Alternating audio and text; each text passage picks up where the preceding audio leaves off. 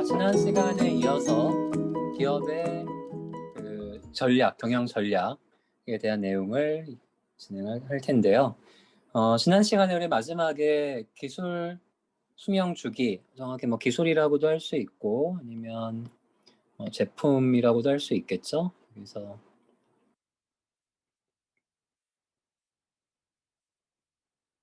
제품의 수명 주기.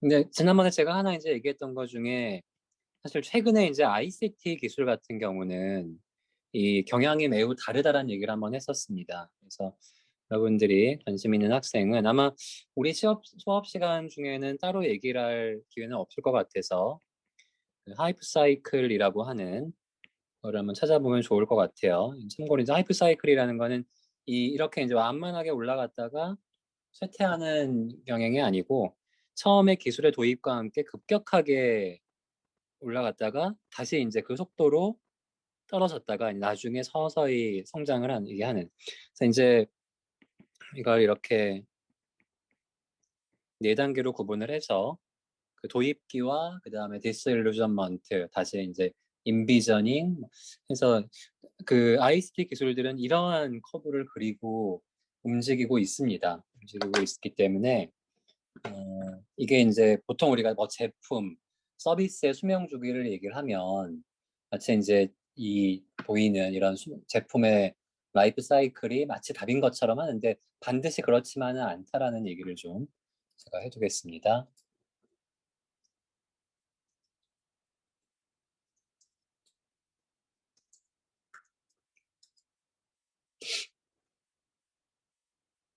자, 그래서 이제 이런 경영 컨설팅이라고 하는 게 우리 뭐 참고로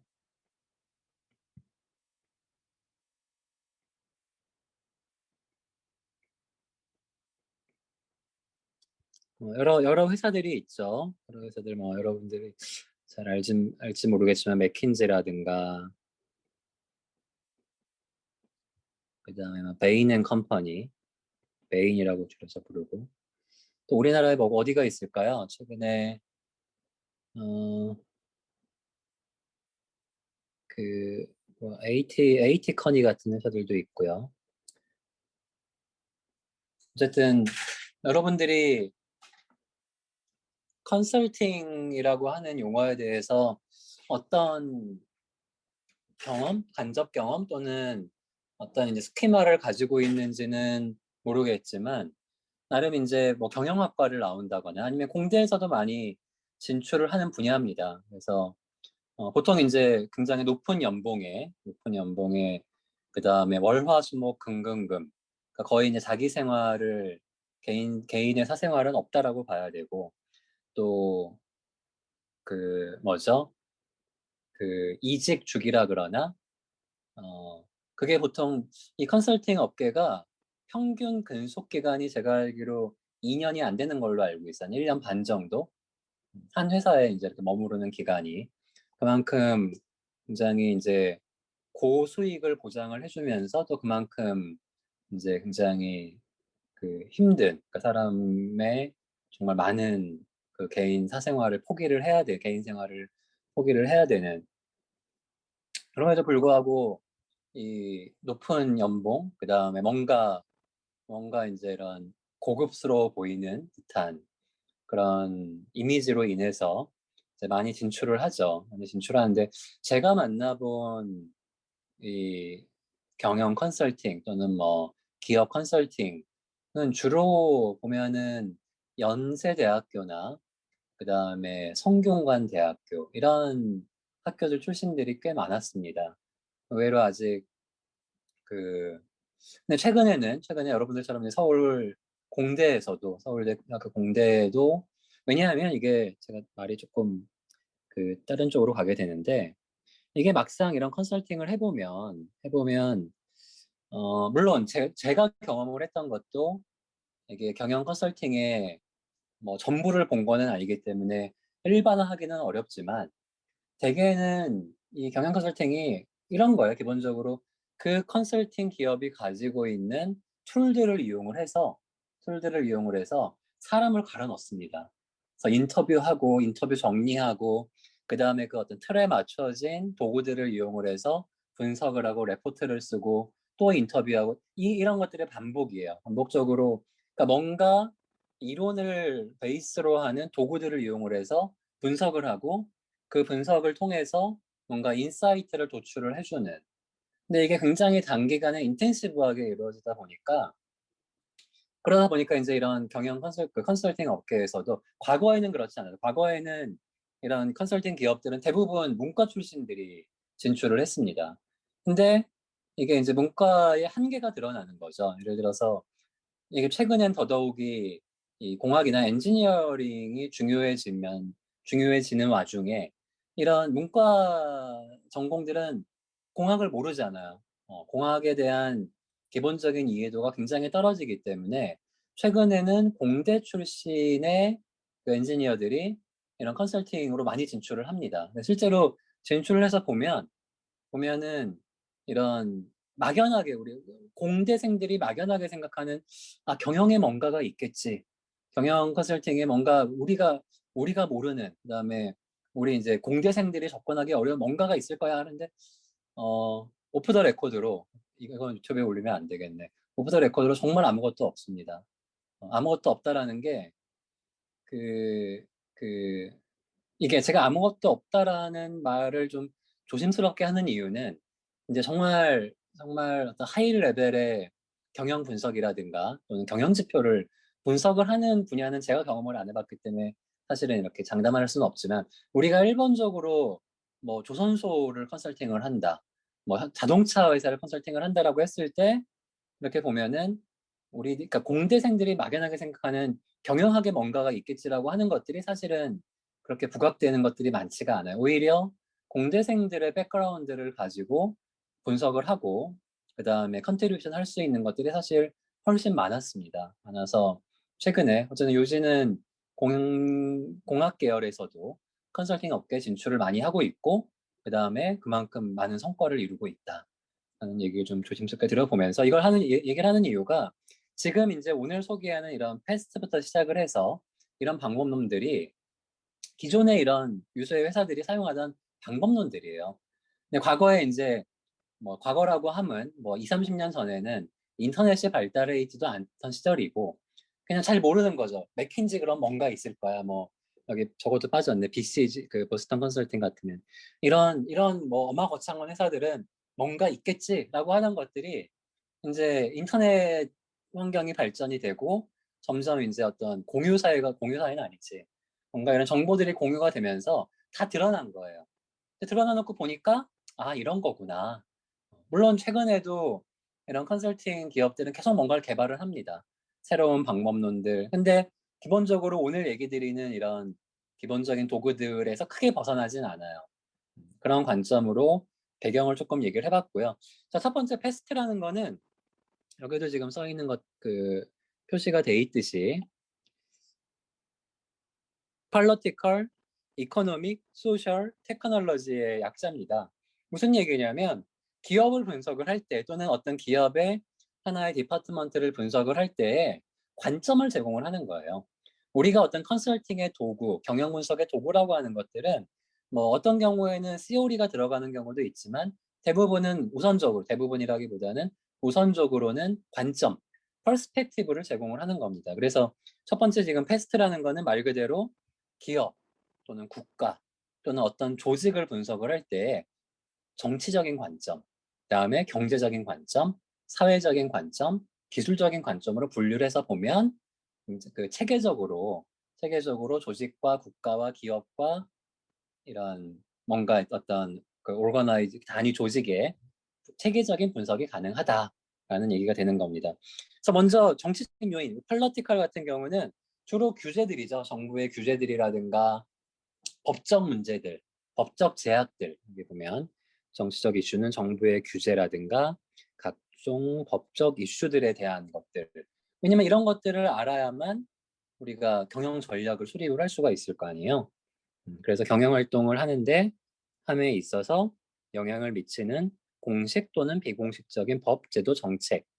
그러니까 예를 들어서 최근에 지난 시간에도 잠시 얘기를 했던 그 배출가스 제한 같은 경우가 여기에 들어가는 거예요. 사실 배출가스 제한은 경제적인 요인으로 보면은 배출가스를 줄이기 위해서 추가적으로 투입되는 비용이 훨씬 많이 필요합니다. 그래서 경제적인 요인만 보자라고 하면은 배출가스는 사실은 정치적인 요인과 어떤 사회 문화적인 요인을 차치하고 나면은 경제적인 요인만으로 봤을 땐 굳이 배출가스를 줄일 필요가 없는 거예요. 근데 이거는 우리가 환경적인 문제로 인해서 글로벌 이슈가 되면서 정치적인 또는 법적인 이슈가 되고 있는 거죠. 빼놓고 생각할 수가 없는 요소가 되는 걸 거고요. 최근에 전기차 마찬가지입니다. 전기차가 우리가 이제 속자들은 전기차가 휘발유 연료 가스 석탄 연료보다 더 연비가 저렴하다라는 걸 얘기는 하지만 실제로는 그 에너지 소스의 소위 전체 라이프 사이클 코스트를 보면은 결코 그렇지가 않습니다.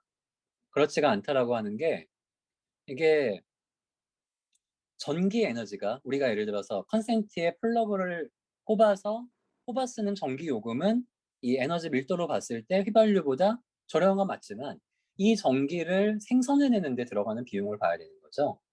그렇게 되면은 결코 전기가 앞으로 휘발유보다 쌀 거다라는 얘기는 못 합니다. 사실 지금만 하더라도 우리가 휘발유의 가격의 50% 이상이 세금이잖아요. 그렇죠? 휘발유 가격조차도 경제적인 요인만으로 결정이 되어 있는 게 이미 아니에요.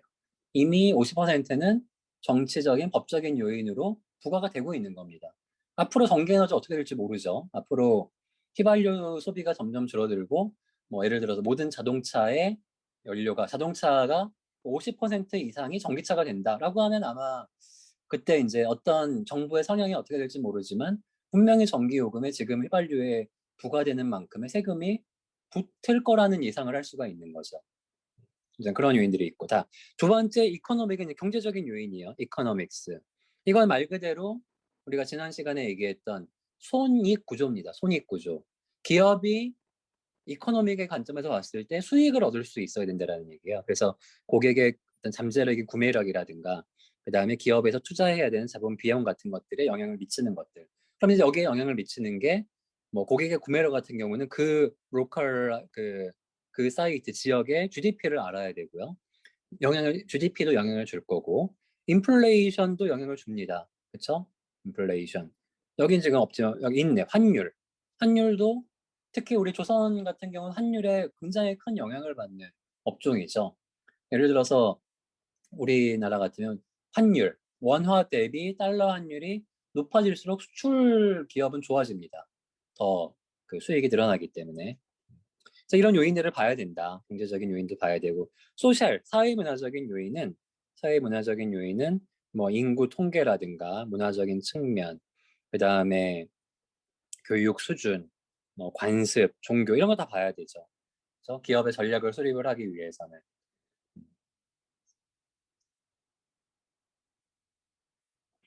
여기 보면 지리적 분포도 되게 중요합니다. 종교도 굉장히 중요하죠, 종교. 특히나 우리나라는 사실은 이렇게 어떤 유일 종교는 아니기 때문에. 근데 예를 들어서 우리나라가 중동 지역에 뭔가 전자제품을 수출을 한다, 자동차를 수출을 한다, 선박을 수출을 한다라고 했을 때에는 그 지역의 종교적인 문화를 고려를 안 할 수가 없는 거예요. 마지막으로 테크놀로지컬은 기술적인 요인은 이게 이제 나머지 세 개가 다 충족이 되더라도 예를 들어서 경제적인 요인으로 봐도 충분히 수익 가치가 있고 정치 법적으로 크리티컬한 방해 요소가 없고 사회 문화적으로도 우리의 제품과 서비스가 충분히 뭐라 그럴까요? 제품과 서비스가 소비자들한테 어필이 될 수 있다. 하지만 기술이 준비가 안 돼 있다라고 하면 사실은 이제 꽝이죠. 속된 말로. 이게 이제 예를 들어서 기술적인 요인을 보자라고 하면은 조금 다른 필드의 얘기지만 우리 아바타 같은 영화, 아바타는 다 봤죠, 여러분들? 아바타. 아바타가 감독이 누구죠? 아바타 감독?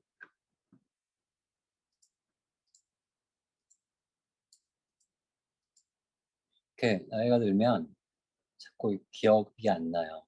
아바타 감독 좀 써줄래요? 여기 윈도우 창에 타이타닉 감독이었잖아요. 맞습니다. 제임스 카메론 감독이죠. 이 감독이 원래 아바타라고 하는 스토리를 구상을 하고 굉장히 젊었던 시절이라고 합니다. 근데 왜 이 감독이 이제 거의 환갑 나이가 돼서야 이 아바타를 만들었느냐를 보면 그 스토리를 보면은 사실 가장 중요한 게 테크놀로지컬 요인이었어요. 기술적인 요인. 왜냐하면 아바타라고 하는 어떤 가상의 세계에 대한 이걸 이제 영화상으로 구현을 하기 위한 상상력으로는 충분히 이 상상을 할 수 있었지만 기술적으로 이것을 영화로 만들어낼 수가 없었던 거죠. 이 상상력 그 구상을 했을 때. 그래서 이제 이게 나중에 이제 몇 년 전이죠. 이제 우리 아바타가 한 5, 6년 된 것 같은데 이제서야 이 아바타라고 하는 어떤 상상 속에 그리던 기획을 했던 그런 영화를 만들 수 있는 기술 수준이 되니까 만들어 낼 수가 있었던 거고요. 마찬가지로 우리 스마트폰 같은 경우도 여러분들은 알지 모르겠는데 우리 옛날에 그 김동호 화백이라고 있어요. 그 이렇게 4컷짜리 만화, 4컷짜리 만화 그리시는 분인데 그분이 80년대인가 70년대 이렇게 2000년대에 인류의 삶은 이렇게 될 거다라고 하는 그 이렇게 한 장짜리 그림이 있는데 이미 거기에 보면은 휴대용 뭔가 이게 나옵니다. 디스플레이가 있는 휴대용 들고 다니면서 그 당시엔 사실은 스마트폰이라는 건 떠올리지 못하고 들고 다니는 뭐 TV 같은 거였죠. 음, 상상은 할 수 있었다는 거죠. 근데 그것이 기술로 구현이 되고 어떤 상업성을 가지게 된 거는 2010년대가 돼서야 가능했던 거죠. 그래서 기술적 요인을 무시할 수 없다. 그렇기 때문에 사실 이런 기술적 요인 같은 경우도 대기업들 같은 경우는 이 기술만, 그러니까 테크놀로지 센싱만 하는 별도의 부서가 있습니다. 이 부서의 역할은 전 세계에 존재하는 또는 개발되어 있는 기술들을 항상 모니터링을 하는 거예요. 그걸 다 모아가지고 이게 이제 어떤 제품 기획을 할 때, 상품 기획을 할 때에 로드매핑을 할 수가 있겠죠. 현재 기술 수준, 앞으로 뭐 1년 후에 그 도입될 그 세상에 나타날 기술, 5년 뒤에 가능한 기술, 이런 어떤 기술에 대한 가용성을 가지고 앞으로의 미래의 상품 기획을 할 수 있는 그런 또 업무 분석만 하는 부서도 있습니다. 자, 그래서 패스트라고 하는 분석은 이렇게 정치, 경제, 사회, 기술적인 이슈, 요인들을 분리해서 그 기업이나 또는 기업을 둘러싸고 있는 그 environment를 분석을 하면 더 체계적으로 볼 수 있다. 그런 관점을 제공해주는 방법이 되겠습니다. 자, 두 번째는 수학 분석은 여러분들 너무나 잘 알죠, 이제. 수학 분석은. 그쵸? strength, weakness, opportunity, threatening이라고 하는 이것도 마찬가지로 관점이에요, 관점. 이건 뭐 나 자신을 분석을 하든 앞에처럼 어떤 기업을 분석을 하든 아니면 뭐가 있을까요? 뭐 국가가 될 수도 있고요. 또는 어떤 하나의 협력체가 될 수도 있고요. 분석을 할 때 그냥 막연하게 얘는 이럴 거야. 뭐 나는 뭘 잘하고 못하고 막연하게 생각을 하는 게 아니라 딱 네 개의 관점을 제공을 해주는 거죠. 자, 강점이 뭐야? 스트렝스. 그 다음에 위크니스, 약점이 뭐야? 이건 이제 주로 인터널 에스펙트입니다. 내적인, 나를 중심으로 또는 우리 회사를 중심으로 인터널에 대한 얘기예요. 그래서 나의 강점 또는 나의 약점이 뭐냐? 그 다음에 이제 opportunity와 threatening은 external aspect입니다. 외부 요인들. 그래서 나를 둘러싸고 있는 또는 우리 회사를 둘러싸고 있는 기회 요소는 뭐가 있고, 그다음에 반대로 우리 회사나 또는 우리나라를 둘러싸고 있는 위기 요소들은 뭐가 있느냐. 이렇게 분석을 함으로써 여기 보면 하고 나면은 strengths와 opportunity를 가지고 대응 전략을 해올 수도 있고 ST는 strengths와 threatening을 가지고 어떤 counter strategy 대응 전략을 세우고 이런 것들이 가능해진다라는 거죠. 더 많이 얘기한 이런 겁니다. 그래서 분석을 할 때 먼저 인터널에 대해서 강점과 약점을 쭉 정리를 한 다음에 그쵸? 그 다음에 익스터널 내 외부는 어떤가를 보고 기회 요인과 위협 요인을 분석을 하고 이게 끝이 아니에요, 소아씨. 제일 중요한 거는 이렇게 분석된 걸 가지고 전략을 세워야 되는 겁니다. 그래서 이 SO 분면은 나의 강점과 그 다음에 나를 둘러싸고 있는 외부의 기회 요인들을 합쳤을 때 이런 전략이 가능할 거야 라는 전략을 여기 세운다라는 거죠. 그게 SO만 있는 것이 아니라 WO, ST, WT에 대해서 다 수립을 할 수 있는 거죠. 그렇죠? 이게 스왓 분석 방법입니다. 그래서 사실 가장 직관적으로도 이해하기 쉬우면서 또 가장 어떻게 보면은 그 뭐죠? 인사이트를 그 좋은 인사이트를 도출할 수 있는 그런 굉장히 유용한 도구라고 할 수가 있겠죠. 한번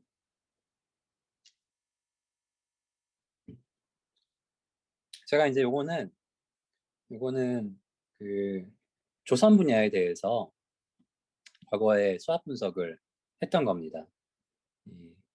그래서 이게 이제 주제가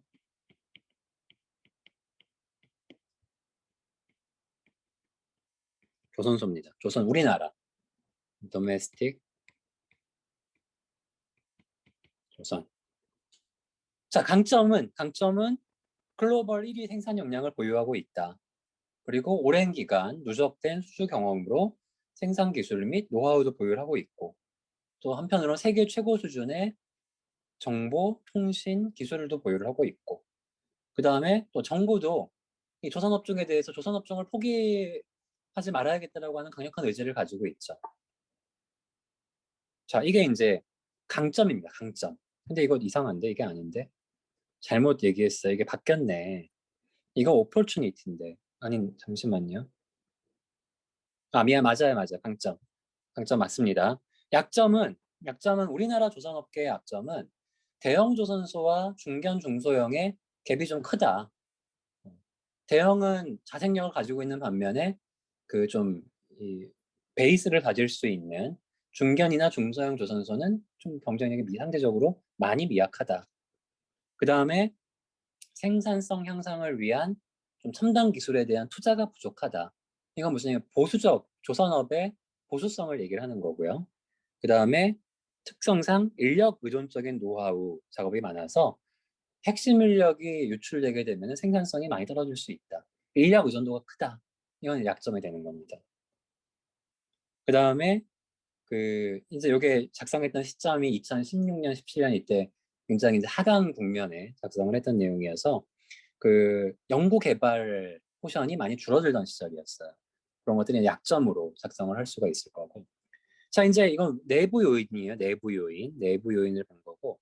외부 요인을 보면, 외부 요인으로는, 자, 첫 번째 기회는 우리 아까 얘기한 환경 규제로 인해서 노후 선박에 대한 교체 시점이 좀 더 빨리 도래할 거다. 이것은 선박에 대한 수주가 증가할 수 있다라는 기회 요인이 되는 거고요. 또 하나는 우리가 4차 산업혁명으로 태동된 ICT 기술 융복함에 대한 소위 패러다임 변화가 외부에서 막 활발히 이루어지고 있는 이런 건 이제 외적인 요인, 기회 요인입니다.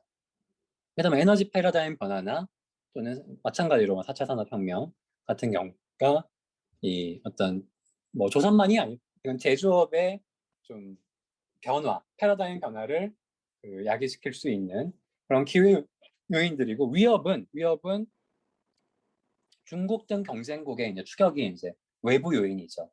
왜냐하면 중국이라는 국가의 조선 산업 경쟁력은 우리가 내부적으로 어떻게 할 수 있는 게 아니잖아요.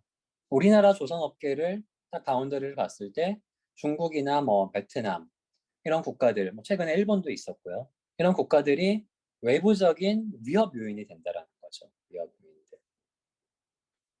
자, 이렇게 이제 분석을 해놓고 보면은 아까 얘기한처럼 SO, ST, WO, WT에 대한 전략 수립이 가능해집니다. 제가 잠시 한 2, 3분 시간을 줄 테니까 한번 읽어보세요. 이게 과연 여러분들이 보기에 타당한 전략인지 추진 방향인지 한번 읽어보기 바랍니다.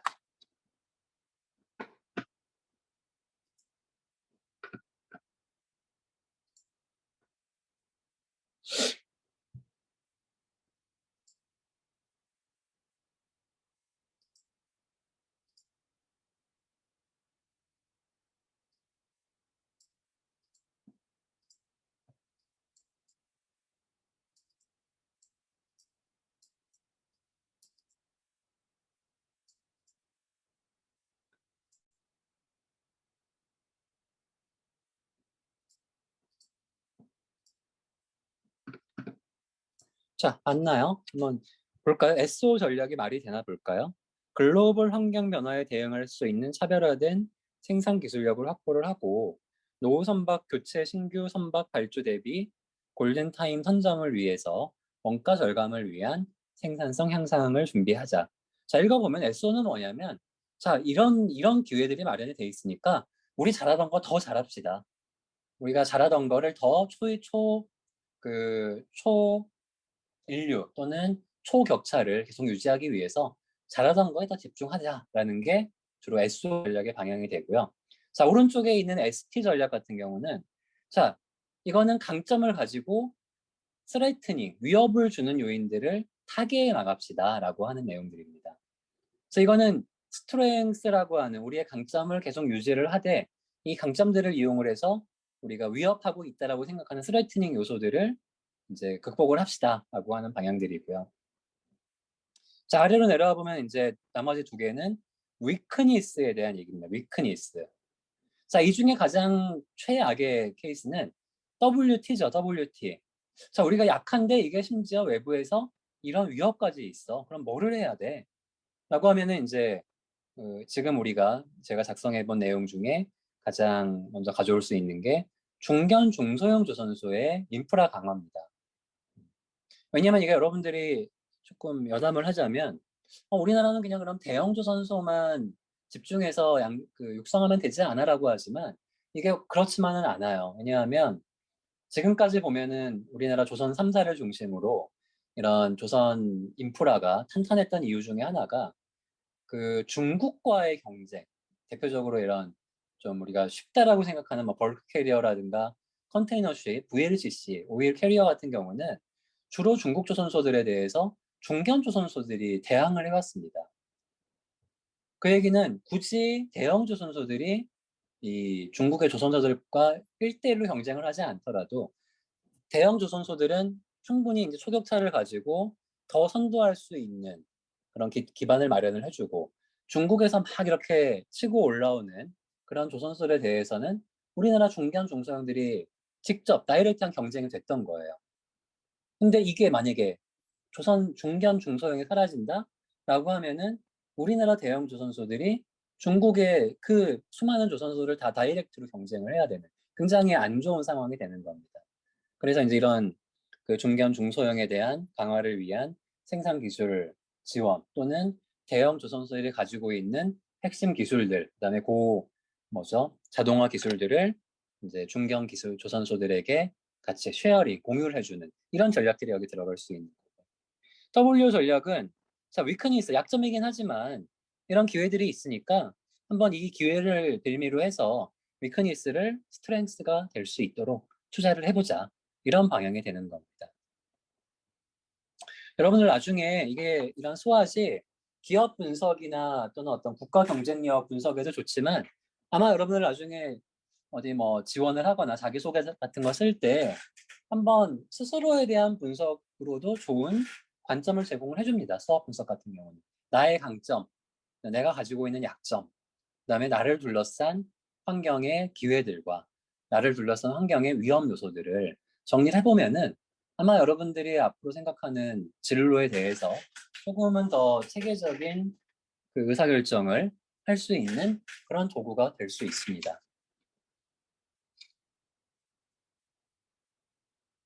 자, 그 다음은 우리 BCG 매트릭스. 이것도 굉장히 유명한 도구죠. 그다음에 이미 선박해양 생산공학에서도 한번 다뤘던 내용이고 그냥 짧게 얘기하고 넘어갈게요. 자, BCG 매트릭스는 보스턴 컨설팅 그룹의 이 약자입니다. BCG라고 하는 게 이것도 이제 맥킨지나 베인처럼 유명한 그 컨설팅 펌이고요. 이 BCG 매트릭스가 의미하는 바는 이 두 개의 축이 굉장히 중요합니다. X축은 점유율, 마켓 쉐어, Y축은 성장성. 이 두 개의 척도를 가지고 네 개의 사분면을 만들어낸 겁니다. 그래서 점유율은 우리 기업이 이 업종에 대해서 또는 이 제품에 대해서 얼만큼의 현재 매력도를 가지고 있느냐. 우리 기업의 입장에서 봤을 때 이 산업이 또는 이 제품이 얼마나 매력적이야를 보는 축이고요. Y축은 성장성, 이건 미래에 대한 얘기입니다. 이 제품군이 또는 이 산업이 앞으로 미래에 얼마나 경쟁력이 있을 거냐를 판단하는 그걸 각각 로우와 하이로 나눠가지고 4개의 사분면을 가지고 본다라는 거죠. 그래서 자, 왼쪽 아래부터 볼까요? 자, 현재 매력도도 낮고 미래 경쟁력도 없어. 이건 독입니다, 독.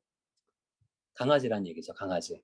쓸모없다. 강아지가 쓸모없다는 게 아니고 그냥 속된 말로 독이라고 합니다.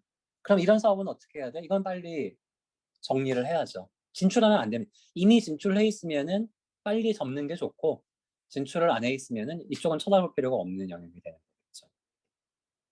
자, 극단에 있는 게 뭐예요? 극단에 있는 게 스타입니다. 스타. 별이라는 의미죠. 여기는 현재 매력도 지금도 점유율이 높아. 우리 기업이 굉장히 높은 포션을 점유하고 있는데 미래 경쟁도 굉장히 높네. 이건 스타 산업입니다. 스타 산업. 계속 양성을 해야 되는 산업입니다.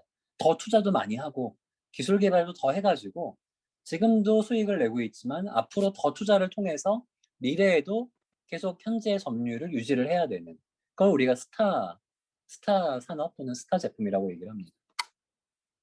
그 아래로 가볼까요? 이 아래 여긴 뭘까요? 캐시카우입니다. 여기는 현재 점유율은 굉장히 높아요. 자, 점유율이 높다라는 거는 지금 돈을 많이 벌고 있다는 얘기입니다. 근데 미래 경쟁력은 뭐 상대적으로 그렇게 안 높아. 우리가 이거를 캐시카우라고 부릅니다. 캐시카우. 많이 들어봤을 거예요. 즉 여긴 뭐냐면 더 이상 시장이 성장을 하진 않습니다. 시장이 성장을 하진 않는데 지금은 돈을 많이 벌어주고 있어. 사실 기업으로서는 이때 이제 저기 물 들어왔을 때 노 저어야 된다라고 하는 게 여기 이 부분의 얘기예요. 지금 우리나라에서 잘하고 있는 산업 중에 캐시카우에 속하는 게 스마트폰이죠. 스마트폰. 스마트폰 시장은 이제 이미 포화가 돼 있습니다. 스마트폰 시장은 더 이상 우리가 성장하는 산업이라고 보기는 사실 쉽진 않아요. 스마트폰은 지금 삼성전자, 애플, 중국의 화웨이, 샤오미 이런 회사들이 지금 어마어마한 수익을 올리고 있는 캐시카우 업종이 되는 거겠죠. 자, 여기로 가볼까요, 여기? 자, 점유율은 별로 없어. 우리 기업이 별로 돈을 못 벌고 있어. 근데 앞으로의 경쟁력을 분석을 해보니까 미래 성장성을 보니까 여기 성장성이 괜찮네. 앞으로 시장이 더 커질 것 같네. 자, 이제 그럼 여기 진정한 고민이 시작이 되는 겁니다. 프라블럼 차일드라고 돼 있잖아요. 퀘스천 마크 또는 프라블럼 차일드.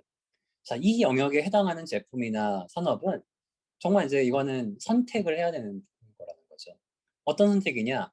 내가 지금은 점유율이 낮지만 이만큼 성장성이 있으니까 조금 늦었지만 지금부터라도 투자를 하자라고 해서 본격적으로 진출하는 방법이 있고요. 또 이제 반대로는 성장성이 좋아 보이긴 하는데 우리가 지금 점유율이 너무 낮고 이미 점유율이 높은 기업들에 비해서 특별히 이렇게 그 기업들을 넘어설 만한 그런 동인이 보이지 않아. 그러니까 뭐 굳이 진출하지 말자. 이런 이제 완전히 상반된 의사 결정을 해야 되는 그런 영역이 되는 겁니다. 우리나라에 지금 프라블럼 차일드에 있는 산업이나 제품이 뭐가 있을까요? 여러분 한번 떠오르는 게 있나요? 채팅창에 남겨도 됩니다. 우리나라가 지금 잘하고 있는 산업들 중에 프라블럼 차일드가 뭐가 있을까요? 성장성은 있어 보이는데 우리나라가 그렇다고 막상 점유율이 높지는 않아. 블록체인, 그렇죠. 블록체인이 뭐 어딜 보든 이렇게 막 뭐 어디가 절대적인 점유율을 높게 가지고 있지는 않지만 분명한 거는 이렇게 많이들 블록체인 시장이 많이 성장할 거다라고 전망을 하고 있죠. 전망을, 프리딕션을 하고 있는 거죠. 고민이 필요한 부분, 굉장히 고민을 많이 할 겁니다. 블록체인 어떻게 할 것이냐. 또 뭐가 있을까요? 퀘스천 마크에 해당하는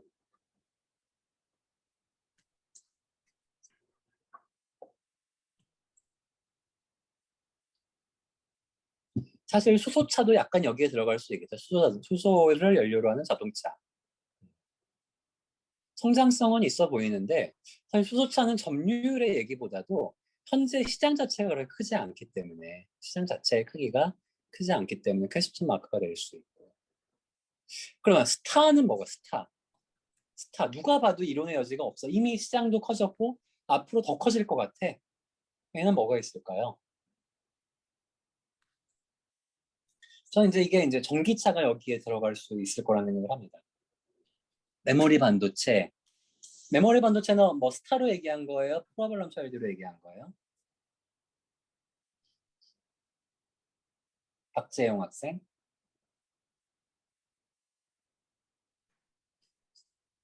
스타. 근데 메모리 반도체는 이게 되게 애매한 것 같아요. 왜냐하면 메모리 반도체는 이미 10년, 15년 전부터 이미 호황이었거든요. 호황이고 가장 꾸준히, 그러니까 한 번도 수익을 내지 못한 적이 거의 없고요. 그 다음에 어느 정도 계속 성장을 해왔고, 그리고 앞으로도 그렇죠. 스타로 볼 수 있겠네요. 왜냐하면 점점 이제 이런 IoT라든가 그 다음에 어떤 모바일 디바이스, 웨어러블 디바이스 이런 것들이 계속 그 성장할 거라는 가정하에 반도체 시장 커질 거라는 거 뭐 타당한 것 같습니다. 폴더블 폰은 스타로도 볼 수 있고 어떤 면으로는 프로블럼 차일드일 수도 있을 것 같아요. 왜냐하면 성장성으로는 좋아 보이는데 폴더블 폰 시장이 당장 어떤 이 시장의 볼륨을 차지하고 있느냐 하는 걸 봤을 때는 아직은 폴더블 폰은 이런 그 어떤 서스테이너블한 지속 가능한 마켓 사이즈를 형성을 했다고 보기는 조금 애매해 보입니다. 드라마 시장, 드라마 시장은 저는 사실 그쪽 엔터테인먼트 쪽은 잘 몰라서 근데 드라마를 만약에 요즘 얘기하는 넷플릭스라든가 이런 OTT라 그러죠. 그런 것과 연결해 보면은 예, 타당해 보입니다. 반도체 파운드리 마찬가지에 좋습니다. 이런 것들이 어쨌든 뭔가 이제 IT의 소재, 반도체, 그다음에 지금 얘기한 그 OTT를 기반으로 한그 엔터테인먼트 이런 것들은 지금 충분히 큰 시장을 형성을 하고 있고 앞으로 더 이거는 계속 그 소위 이제 이렇게 볼 수가 있죠. 전 인류를 지구 인구 전체를 대상으로 하는 이런 사업들이죠. 공통적으로 봤을 때. 답변 고맙습니다. 자, 그런 분석이 가능하다라는 겁니다. 굉장히 직관적인 방향성을 제시를 해주면서 동시에 그렇게 어렵지도 않잖아요. 그렇죠? 자, 그 다음에 G라고 해요. G 매트릭스라고 해서 이건 사실은 기본적으로는 BCG 매트릭스하고 거의 유사한데 조금 변형을 했어요. 조금. 제너럴 일렉트릭이 G라고 하는 회사가 맥킨지하고 같이 개발을 했는데 이거는 완전히 독창적인 방법이라기보다는 약간 그 BCG 매트릭스를 조금 응용한 그런 케이스로 볼 수가 있습니다. 그래서 우리가 앞에 BCG는 시장 점유율과 그다음에 성장성을 봤는데 유사하죠. 사업의 강점과 시장의 매력도기 때문에 뭐 표현의 차이긴 하지만 거의 유사하고 그다음에 그다음에 그 뭐라 그러죠? 단계를 사분면으로 나눈 게 아니고 좀 더 세분화했어요. 세분화해가지고 조금 더 구체적인 가이드를 합니다. 예를 들어서 아예 각각의 축을 1점부터 9점까지를 매기고 어느 점수 안에 들어갔을 때 뭐 철수해야 된다, 집중 투자해야 된다, 선별적 투자해야 된다 이런 식으로 BCG보다는 조금 더 친절하게 가이드를 하고 있죠. 그다음에 거기에 더해서 이 위치하고 있는 여기 지금 보면 요 원 있잖아요. 이거를 가지고 이 원의 크기는 이 산업이나 시장의 규모, 그다음에 그 안에 파이의 크기는 내가 포함된 기업의 시장 점유율을 표현을 해주고 있는 겁니다.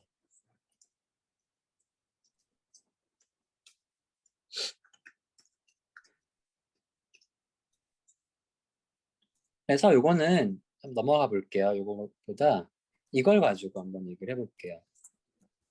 자, 요거는 여러분 참고로 그냥 보면 되겠습니다. 이거는 뭐냐면 이게 제가 어떤 기업인지는 나와 있진 않았고 시장의 매력도 하고 사업의 강점을 실제로 이렇게 막 정량적인 점수를 매긴 거예요. 점수를 매겨가지고 이 산업에 대한 거를 포지셔닝을 해보니까 딱 여기에 위치를 한 겁니다. 그러면은 이 G 매트릭스에 따르면은 시장 지위 유지하고 집중 투자를 해야 된다. 그리고 우리 기업이 요 파이만큼의 지금 파이만큼의 시장을 점유하고 있다라고 하는 거를 이게 왜 이럴까? 이걸 이렇게 볼 수 있는 잘 안 써지네요. 모르겠네. 거를 볼 수 있는 요 파이만큼이 이제 점유율인 거죠. 그러면 아무래도 BCG 매트릭스보다는 이런 물론 이제 이걸 하기 위해서는 이러한 시장 매력도와 그 다음에 사업의 강점을 정량화해야 됩니다. 1점부터 9점의 척도를 가지고. 그래서 이걸 정량화, 매저를 할 수가 있으면은 지금 보이는 G 매트릭스를 이용을 해서 조금 더 디테일한 가이드를 할 수 있다. 그런 장점은 있는데 이제 이거는 이런 뭐 시장의 크기에 대한 점수, 성장률, 경상이익, 경쟁 강도, 기술 변화, 법적 규제, 그 다음에 사업의 강점으로 오면은 점유율, 품질, 브랜드 가치, 유통력, 원가력, 원가 경쟁력, 경영 능력 등을 충분히 점수화할 수 있다라는 거기에도 가중치까지 있어야 되잖아요. 이렇게 가중치까지 있으면은 뷰 매트릭스를 사용을 하는 게 보다 구체적인 이 지침을 인사이트를 줄 수 있는 반면에 반대로 이런 데이터들이 제공이 안 되는 환경에서는 GA 매트릭스보다는 BCG 매트릭스가 좀 더 접근성은 좋을 수 있다라고 할 수 있겠습니다. 자, 그래서 이게 뭐냐면 한번 보세요, 여러분들. 이게 해양 사업에 대해서 지금부터 한 7, 8년, 조금 길게는 10년 전에 보면 여기 나오죠. 여기 보면 드릴쉽, 그 다음에 FPSO 등 플로팅 스트럭처, 그 다음에 서브시에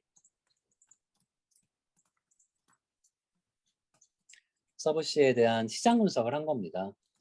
그래서 그 당시에 이게 아마 2010년일 거예요. 2010년에 그 위치와 예를 들어서 하나 예를 들어 볼게요. FPSO 같은 이런 플로팅 스트럭처들은 2000년 시점에 여기에 있었어요.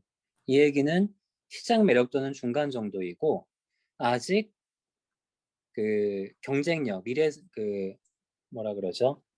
그 성장성 또는 그 앞으로의 어떤 성장 가능성을 봤을 때 그렇게 좋지 않았던 거죠. 근데 지금 이거를 BCG 주의 매트릭스로서 분석을 해보니까 2010년도에는 자, 일단 시장은 이만큼 매력도가 성장을 할 겁니다. 그리고 경쟁력도 또는 점유율도 조금 증가를 할 거예요. 그리고 20년도가 되면은 수직 상승을 할 겁니다. 이렇게. 이걸 그냥 어디 뭐 일개기관이 한 것도 아니고 전 세계에서 가장 그 탑 원 티어라고 하는 맥킨지가 이런 분석을 했었습니다. 서브시 같은 경우도 2000년 당시에 여기 있던 것이 10년 뒤에 지금 여기 와 있어야 돼요. 지금 이 예측에 따르면 드리시도 마찬가지로 계속 성장을 해 있어야 되고 지금 해양 사업이 어때요? 지금 해양 사업은 다 여기 몰려 있죠. 사실 우리나라 기업들이 이 결과를 보고 물론 이게 다는 아니었겠죠. 기업이 뭐 이것만 보고 경영 전략을 하는 건 아니지만 보고 해양 사업에 어마어마한 투자를 했었죠. 사실 그 투자 때문에 손실을 많이 봤던 것도 있지만 이렇게 얘기하니까 마치 이 경영 전략 컨설팅의 무용론을 얘기를 하게 되는 것 같아서 좀 씁쓸하긴 한데 근데 이제 이게 뭐냐면 그 당시에 2000년 당시에 확보할 수 있는 데이터들과 2000년 당시에 프리딕션 가능한 미래 데이터들은 이런 얘기를 해주고 있었다는 거예요. 근데 금융위기가 닥치고 유가가 갑자기 급락을 하는 상황들은 사실은 예측이 거의 불가능하죠. 거의 이런 사고에 가까운 그런 이벤트들은 거의 불가능하기 때문에 사실 이런 컨설팅 결과만을 탓하기도 사실은 좀 한계가 있긴 합니다. 한계가 있긴 하지만 항상 시간이 지나고 나서 이런 결과를 이렇게 회귀 분석을 해보면 레트로스펙트를 우리 이 뭐죠? 회귀 리뷰해보는 거를 리트로스펙트라 그러죠. 우리 레트로 이 과거라는 의미고 리트로 perspective 할 때 그 스펙트처럼 되네임, introspection 이걸 해보면 저희는 뭐 이게 과거의 분석 결과를 현재 리트로스펙션을 한다라는 거는 사실은 결과 중심적일 수밖에 없는 근본적인 한계는 있습니다. 하지만 그럼에도 불구하고 그 당시에 어떤 분석이 이루어졌었고, 그리고 이제 여기에 이런 분석을 하기 위해서 여기에 어떤 데이터들이 들어갔는지에 대해서는 나중에 면밀히 분석을 해봐야겠죠. 면밀히 분석. 예를 들어서 유가의 변화를 어떻게 예측을 했었고, 그 다음에 전 세계에 이제 돌아다니고 있는 이런 플로팅 스트럭처의 그 플레이트의 규모 같은 것들이 어떤 데이터가 들어갔었기에 이런 분석이 가능했었는지에 대해서는 분명히 면밀한 분석이 필요하긴 합니다. 자, 이런 식으로 BCG 매트릭스를 이용을 할 수가 있습니다. 자, 5 forces 모델도 우리 그 생산공학 시간에 했던 내용인데 간단히만 짚어볼게요. 자, 5 forces 모델도 결국 관점에 대한 제공입니다. 관점. 어떤 관점이냐? 5개의 힘에 대한 관점을 제공을 한다는 얘기죠. 5개의 힘은 뭐냐면 일단 나를 중심으로 한 현재 경쟁자, 컴퍼티터가 되겠죠. 현재 존재하고 있는 경쟁자들. 그 다음에 위쪽으로 가면은 자, 경쟁자긴 한데 아직 존재하지는 않아요. 근데 앞으로 생길 것 같아. 나를 위협하는 경쟁자가 생길 것 같아. 그 경쟁자들을 하는 거고. 그 다음에 이제 왼쪽으로 가면은 서플라이어의 바르게닝 파워라고 해서 이건 공급자의 힘은 우리가 다른 표현으로 교섭력이라고 합니다. 바르게닝 파워. 뭐냐면 우리 회사에 대해서 우리 회사에 제품을 납품하는 회사들이 있겠죠. 조선소 같으면은 철강 업체라든가 그다음에 엔진 메이커라든가 기자재 메이커들. 이 기자재 메이커들이 우리 회사에 대해서 얼만큼의 교섭력을 가지고 있느냐. 이게 공급자의 그러니까 바르게닝 파워, 서플라이어의 바르게닝 파워고요. 오른쪽으로 가면 이번에는 공급자가 아니고 구매자입니다. 구매자가 우리 회사의 제품에 대해서 어느 정도의 협상력을 가지고 있느냐. 교섭력은 여러분들 좀 더 쉬운 용어로 협상력으로 봐도 돼요. 그 다음에 아래에 있는 마지막 5번째 힘은 그 서브스티튜트, 대체제입니다. 대체제. 경쟁자, 잠재적인 경쟁자하고 조금 다른 게 대체제는 이게 앞으로 이 산업의 판도를 바꿀 수 있는 예를 들어서 이런 거죠. 지금 우리가 그 내연기관을 이용한 자동차를 얘기를 하고 있는데 갑자기 전기차가 등장을 한 거예요. 전기차는 내연기관 자동차에 대한 대체제가 됩니다. 또는 우리가 지금 뭐가 있을까요?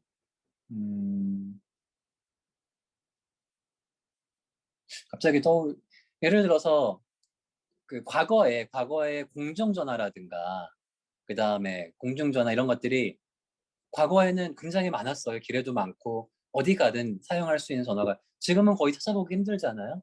그 공중전화에 대한 대체제가 우리 모바일 스마트폰이죠. 휴대폰, 모바일, 스마트라기보다는 모바일 폰이 공중전화에 대한 좋은 대체제가 되는 겁니다.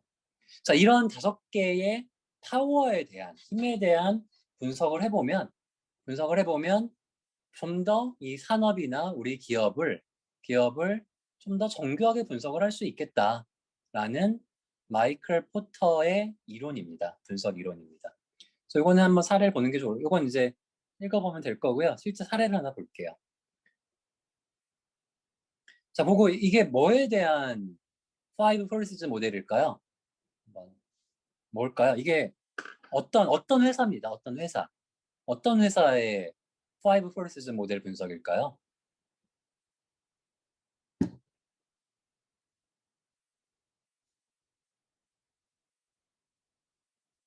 어떤 회사일까요?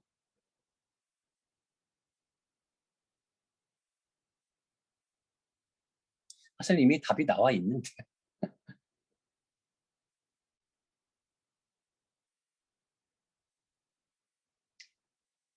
테슬라입니다. 예. 현대차도 있네. 자, 테슬라고요. 테슬라인데 게다가 테슬라가 이미 이게 한 5년 전의 데이터예요. 5년 전의 데이터. 5년 전에 분석 내용이에요.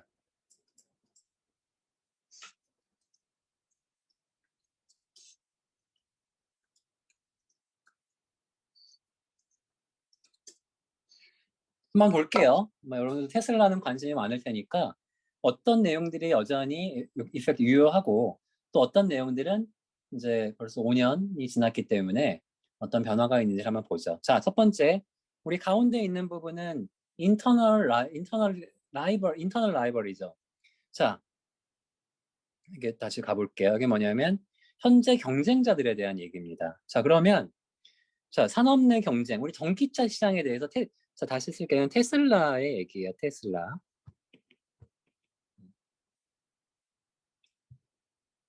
자, 이게 지금 보통이라고 되어 있는데 이 당시에 보통이라고 한 이유가 일단 진입 장벽이 있다라고 그 당시에 봤고요. 왜냐하면 전기차가 아직 많이 보급이 안 되고 많이 알려지지도 않은 시절이기 때문에. 그다음에 그 당시에 이 테슬라 섹터가 이게 그 당시엔 틈새 시장이었던 거죠. 왜냐하면 너무 아직 시장 점유율이 크지도 않고 굉장히 작은 시장이었다는 얘기죠. 근데 그렇다고 해서 다른 전기 자동차도 없던 시절이 있었어요. 테슬라가 거의 전기차의 유일한 케이스. 자, 근데 사실 지금 우리 현재 기준으로 한번 볼게요. 현재 기준. 현재 기준으로 산업 내 경쟁은 이제 보통이라고 얘기하기는 굉장히 이제 높아졌습니다. 이거는. 산업 내 경쟁이 대부분의 전기차 기업들이, 대부분의 자동차 회사들이 전기차를 만들어내기 시작했죠.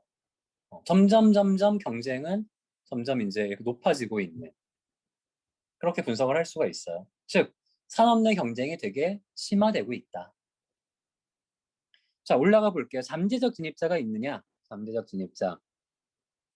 자, 올라가 보면 이 당시에는, 자, 여러분들 5년 전에는 잠재적 진입자가 많지 않았어요. 적은 수의 경쟁 차량.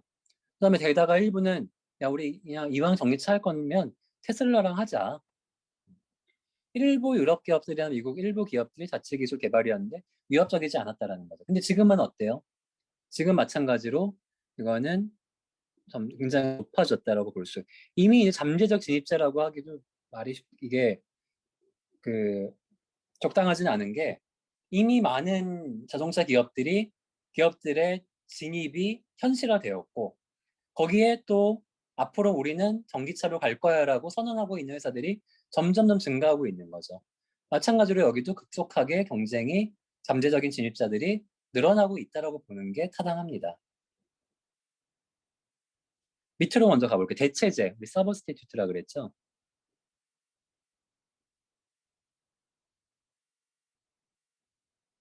자, 이 당시에 어떻게 분석을 했냐면 위협이 높다라고 분석을 했네요. 높다. 테슬라 전기 자동차를 대체할 수 있는 제품들이 많고 하이브리드나 수소 전기 자동차 등이 있다. 이제 전기 자동차에 대한 대체제를 보는 거죠. 근데 이게 이제 5년 전에 위협이 높다라고 봤는데 지금은 어떨까요? 지금 우리 전기 자동차의 대체제가 뭐가 있을까요? 대표 이게 수소 있고요. 수소. 하이브리드 여전히 유효합니다. 여전히. 왜냐하면 그 수명 주기, 라이프 사이클 코스트로 보면은 제가 알기로는 아마 하이브리드가 지금 웬만한 전기차보다 더, 더 뭐죠? 비용이 적게 들 거예요. 현실적으로는. 현실적으로는. 그래서 이건 지금도 계속 대체제에 대한 위협은 높게 유지가 되고 있다라고 보는 게 크게 이제 다르지 않다라고 보이고요. 왼쪽으로 가보겠습니다. 공급자, 서플라이어의 교섭력. 자, 여기 이제 배터리하고 샤시 엔지니어링을 했는데, 자, 이 당시에 뭐라고 하냐면 배터리 같은 경우는 공급자를 기준으로 한 협상력이에요. 자, 배터리에 대해서는 이 당시에 어떻게 했냐면 하이에서 왜냐면 그 이게 LG였나? 아마 LG에서 공급을 했을 텐데 특정 회사에서만 공급을 받을 때에는 그 공급자가 높은 협상력을 가집니다. 그러다가 지금 이제 다각화죠. 이게 다각화.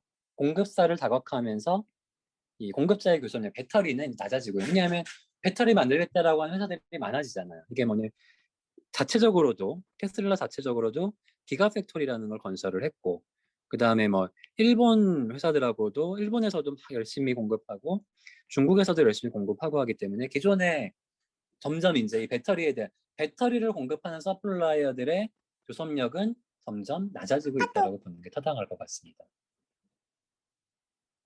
그리고 샤시, 이건 이제 자동차의 뼈대죠. 자동차의 뼈대 같은 경우는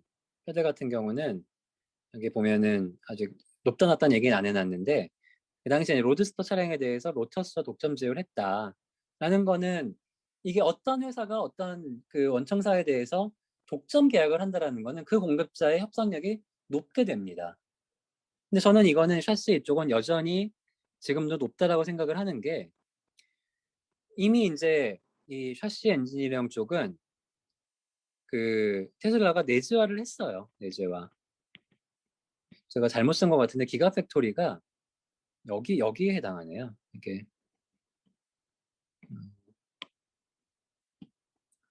제가 그 테슬라의 배터리 공장 이름은 잘 기억이 안 나고요. 이 샤시 부분을 그 어마어마한 크기의 이 프레스 기계를 만들어서 그 전기 자동차의 뼈대를 이루는 철 구조물을 거의 한 기존에 예를 들어서 뭐 100번 정도의 프레스 작업이 필요했다라고 하면은 이거를 10회 이하로 줄여가지고 그 한번 요거 여러분들도 공돌이들이잖아요. 한번 제가 음,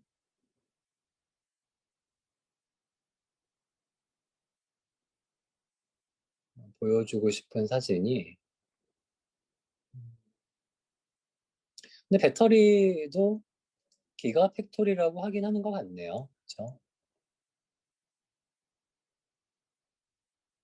음, 넘어가겠습니다. 여러분들 그 인터넷에 테슬라 기가팩토리 검색을 해보면 세계 각지에 지금 테슬라가 공장을 짓고 있고요.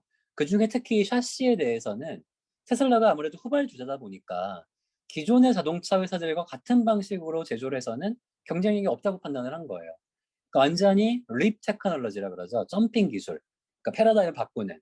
방금 얘기한 것처럼 기존의 자동차들이 샤시를 만들기 위해서 뭐 100단계 이상의 단계가 가공 단계가 필요했다라고 하면은 이 테슬라가 만드는 기가팩토리는 몇 번의 프로세스만으로 자동차의 뼈대를 바로 만들어내는 그런 기술을 개발을 하고 있습니다. 그렇게 되니까 이, 이 뭐죠? 이게 반대네. 이제 로우가 되는 거죠. 로우. 왜냐하면 테슬라가 내재화하게 되면은 공급자가 교섭력을 가질 수가 없게 되죠. 자, 그다음 마지막 오른쪽 구매자로 가보겠습니다. 구매자. 자, 구매자는 크게 개인 고객 구매자와 기업 구매자가 있을 수 있어요. 개인 구매자가 이제 B2C의 커스터머, 비즈니스 투 커스터머. 그 다음에 기업 고객자가, 이게 기업 고객이 저런 거죠. 예를 들어서 뭐 렌트카 회사라든가 이런 대규모로 차를 구매를 하는 비즈니스 투 비즈니스.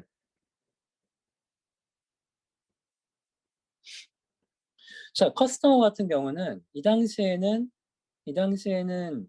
그 워낙 전기차를 만드는 회사가 작았기 때문에 고객의 협상력이 낮았죠. 고객이 기다려야 됐습니다. 차가 나오길 막. 근데 지금도 그렇긴 해요. 지금도 테슬라가 아마 수요를 쫓아가지 못해서, 아니, 공급이 쫓아가지 못하는 거죠, 수요를. 그래서 여전히 B2C에 대해서는 계속 로우가 유지가 되고 있다라고 판단이 되고요. B2B에 대해서도 이 당시 아마 비교 가능 기술이 없었는데, 아마 근데 이쪽은 이제 다시 앞으로 이거에 의해서 산업 내 경쟁이 치열하게 되면은 이제 이거는 반대로 소비자들의 교섭력이 높아질 거라고 예상은 됩니다. 근데 모르죠, 이거는 앞으로. 근데 지금 코로나 시대에만 한정을 해봤을 때에는 워낙 수요보다 공급이 부족하기 때문에 당분간은 구매자 관점에서는 구매자의 교섭력은 낮게 유지가 되다가 나중에 이제 공급 이슈가 해소가 되면서 구매자가 좀 더 다양한 선택을 할 수 있는 그런 교섭력이 높아질 것으로 예상을 합니다. 자, 근데 마이클 포터가 이런 되게 한 일이 많아요. 이분이 그 five forces 모델만 얘기를 한 게 아니고 본원적 전략이라고 해서 제네릭 스트래티지라고 해서 여기에 중요한 키워드는 이 두 가지입니다. 가격과 차별화, 코스트와 디퍼런시에이션. 마이클 포터는 이렇게 본 거예요.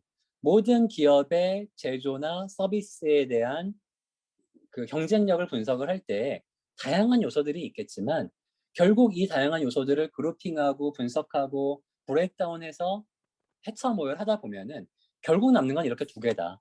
가격과 차별화의 문제로 귀결이 된다라고 얘기를 한 겁니다. 그래서 이 본원호 전략이라는 게 그래서 이 그래프가 이렇게 그려지는 거예요. 지금 보는 것처럼 이쪽은 코스트 축이 하나가 존재를 하고 이쪽은 차별화 축이 존재를 합니다. 그럼 예를 들어서 내가 속한 기업이 여기에 있어 지금 여기에 예를 들어 이 수준의 가격 경쟁력과 이 수준의 차별화 수준을 가지고 있어요. 이제 그럼 기업은 마찬가지로 우리가 지난 시간 얘기했잖아요. 스트라이티즈라는 거는 모든 의사결정의 연속적인 과정이다. 의사결정의 연속된 과정이다. 그러면은 자 기업으로서는 사실은 다 좋아지는 게 가장 이상적이긴 해. 이 방향으로 가는 게. 가격 경쟁력도 그러니까 코스트도 낮추고 차별화도 높이고 근데 문제는 항상 이 뭐죠? 이 베스트 프랙티스 라인이라는 게 존재합니다. 현존하는 기술로 도달할 수 있는 수준은 제한이 돼 있는 거예요. 그게 이 라인이에요. 이 라인. 이거를 베스트 프랙티스 라인이라고 하면 또는 프로덕티비티 프론티어라고도 합니다. 뭐냐면 이건 현재 기술로 봤을 때 이거 넘어설 수 없는 그러한 하나의 기술적인 그 허리지널 수평선 같은 거죠. 프론티어라고 하는 겁니다. 그러면은 기업은 이제 선택할 수 있는 게 이 라인상에다 존재하는 거예요. 이 라인상에. 예를 들어서 이 방향으로 간다 그럼 이 이상 갈 수 없어요. 여기. 그럼 이 수준으로 가면은 이 정도의 원가와 이 정도의 차별화 수준을 가지게 될 거다. 근데 이제 기업이 여기서 이제 이 라인상에서 다양한 의사결정을 할 수 있다라는 거죠. 여기서 이 다양한 위치들이 존재한다라는 겁니다. 그 중에 간 극단으로 예를 들어서 원가에 집중을 하는 경우에 원가. 나는 우리 기업은 앞으로 원가에 승부를 걸 거야. 똑같은 품질의 제품을 가능한 저렴하게 제공을 하겠다라고 하면은 이쪽 방향으로 가는 겁니다. 그럼 여기 가는 거예요. 그래서 차별화 수준은 유지가 되지만 원가 수준을 아주 극대화시키는 원가를 낮추는 이런 것들이 보통 일반 소비재들이 여기에 속합니다. 소비재. 특별히 제품의 기능이라든가 또는 품질을 뭐 특별히 이렇게 고도화시키지 않아도 되는 것들. 일반 소비재들.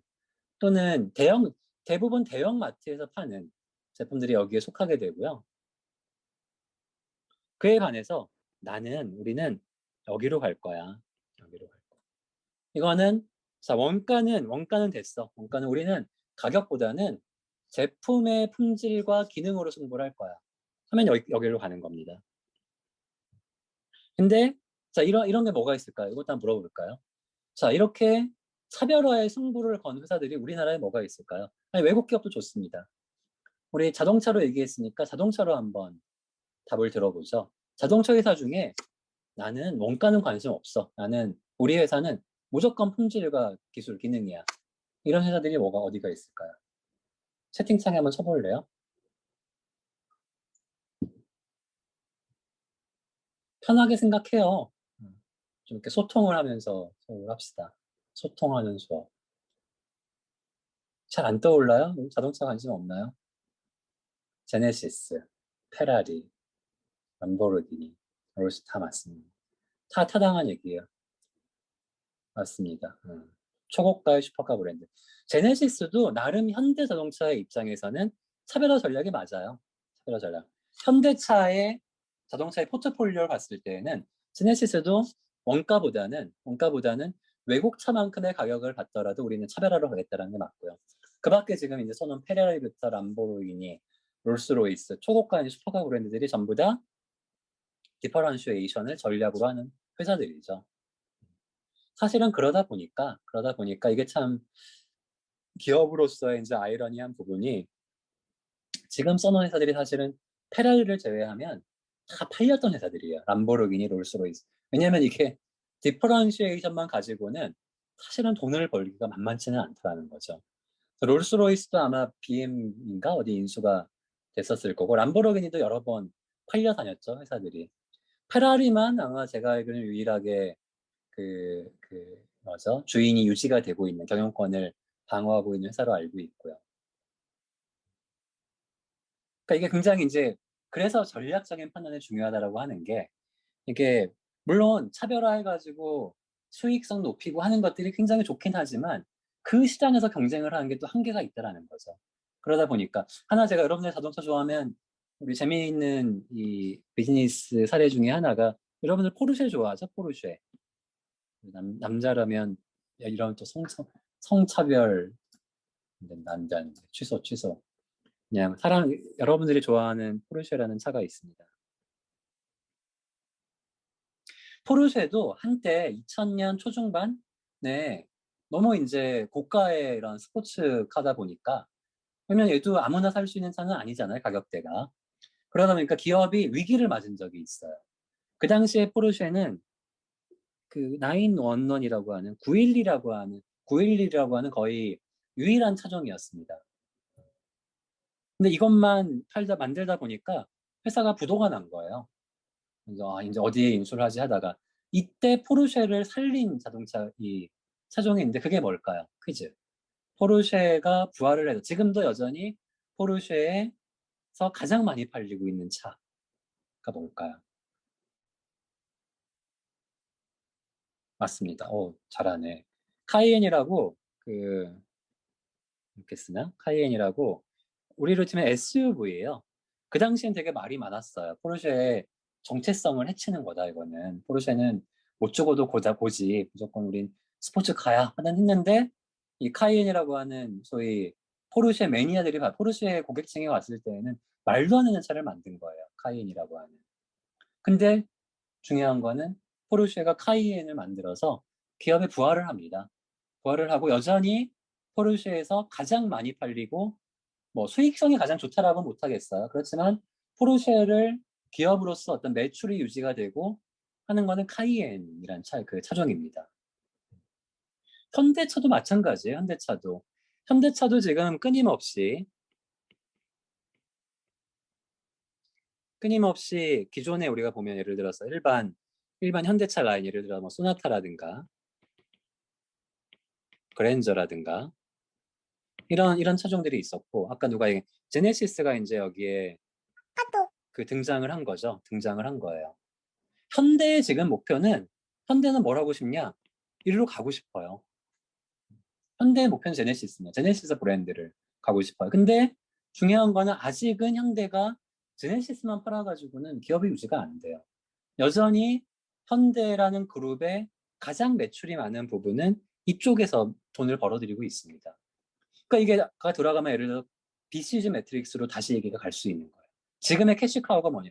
기업이라는 거는 미래 성장성만 보고, 물론 미래 성장성과 전략적인 의사결정도 중요하지만 지금 기업을 지탱을 해주는 것도 굉장히 중요하잖아요. 조선도 마찬가지. 조선업종도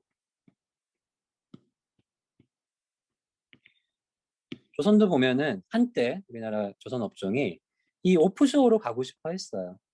왜냐, 오프쇼어는 한쪽만 수주해도 조 단위가 되고 막 어마어마하게 이익률도 굉장히 높을 것 같다라는 막연한 기대를 가지고, 이쪽은 뭐가 있어요? VLCC, 벌크 캐리어, 뭐 컨테이너, 이런 거 있죠. 이게 사람들이 우습게, 이거 이제 한물 갔어, 이거 중국이나 만들지 이러는데, 웃기는, 이게 아이러니한 거는, 조선소가 돈을 번 건 얘들을 가지고 돈을 벌었어요. 냉정하게 보면 조선소는 오프쇼어 만들어가지고 지금까지의 손익 분기는, 조선소는 오프쇼어에서 돈을 잃었습니다. 조선소가 돈을 벌어서 지금까지 온 거는 오일 캐리어, 벌크 캐리어, 컨테이너십, 최근에 LNG 이런 거 팔아가지고 돈을 벌고 있어요. 자, 그래서 뭐 얘기가 길어졌는데, 이게 이제 가격과 차별화라고 하는 게, 이게 굉장히 의미가 있는 지표라는 거죠. 기업의 어떤 현재와 미래에 대한 전략적인 의사결정을 할 때, 네. 여러분 본인도 여기에 들어갈 수가 있습니다. 여러분 본인도 나의 밸류를 소위 이런 거죠. 닭의 머리가 될 것이냐, 용의 꼬리가 될 것이냐. 물론 용의 머리가 제일 좋죠. 근데 용의 머리는 이제 예를 들어서 용의 머리가 되기 위해서는 패러다임 시프트를 해야 됩니다. 지금의 어떤 비용 한계선에서, 가치 한계선에서 이걸 높여야 돼요. 이건 이제 대부분 어떤 패러다임의 변화에 의해서 일어나게 됩니다. 이 라인으로 가는 거는. 이게 이제 이거를 그 인듀스 해주는 역할로서 예를 들어서 뭐 뭐지 폴스 인더스트리 레볼루션이라든가 여기에 더해서 뭐 최근에 빅데이터 플러스 AI 이런 것들이 이제 기존의 이 프로덕티비티 프론티어를 이 라인에 있는 프로덕트 프론티어를 한 단계 업그레이드해서 새로운 가치를 더 높은 가치를 제공해 줄 거라고 기대를 할 수 있는 것들이 미래의 기술들인 거죠. 미래의 기술들.